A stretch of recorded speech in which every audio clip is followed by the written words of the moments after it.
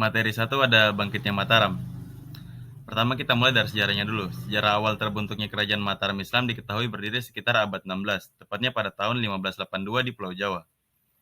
Kesultanan ini merupakan kerajaan berbasis pertanian dengan menerapkan ajaran Islam dalam perjalanan kejayaannya. Kerajaan Mataram Islam ini pernah mempersatukan tanah Jawa dan Madura. Kesultanan ini juga pernah memerangi VOC di Batavia untuk mencegah penyebaran kekuasaan VOC.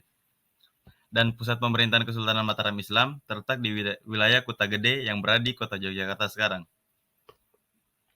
Dalam perjalanannya, kesultanan ini meninggalkan beberapa jejak sejarah yang masih terlihat hingga kini, seperti Kampung Matraman di Jakarta, sistem persawahan di Jawa Barat atau kita biasa kenal dengan Pantura, serta beberapa batas administrasi wilayah yang masih diberlakukan hingga kini.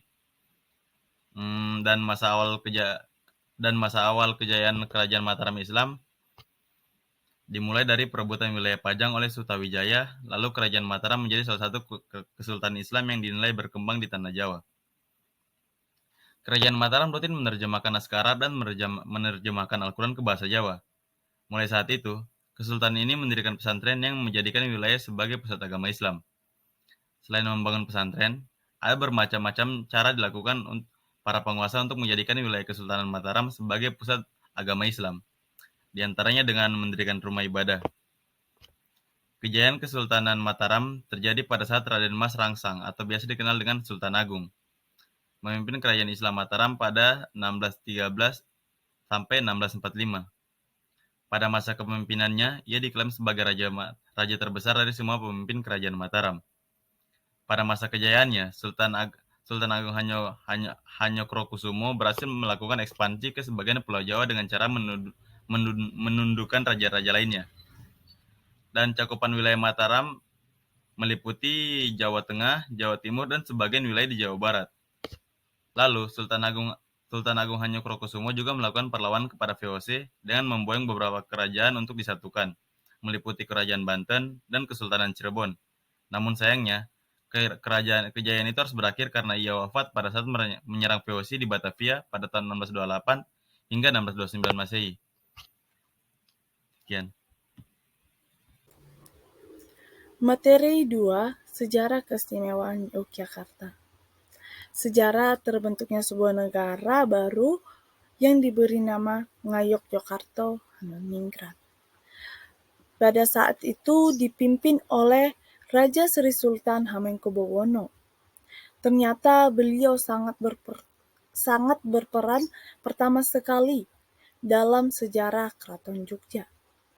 Pada tanggal 13 Februari 1755 dinobatkannya pasukan beliau, dan pada tanggal 13 Maret 1755 diproklamasikannya berdirinya sebuah negara baru yang diberi nama Ngayogyakarta Hadiningrat.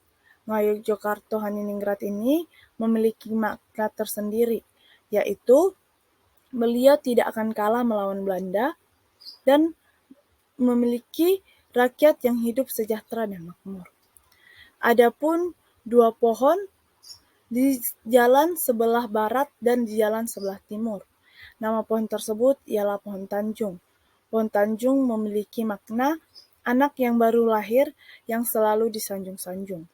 Sedangkan pohon Asuk memiliki makna anak yang baru kecil dan selalu dan semakin. Adapun patok-patok pada keraton. Patok-patok ini digunakan untuk menjaga keamanan keraton. Maka dari itu dibutuhkannya patok-patok di keraton. Pada materi ketiga, saya akan menjelaskan tentang masa kemerdekaan Indonesia dan Keraton Yogyakarta.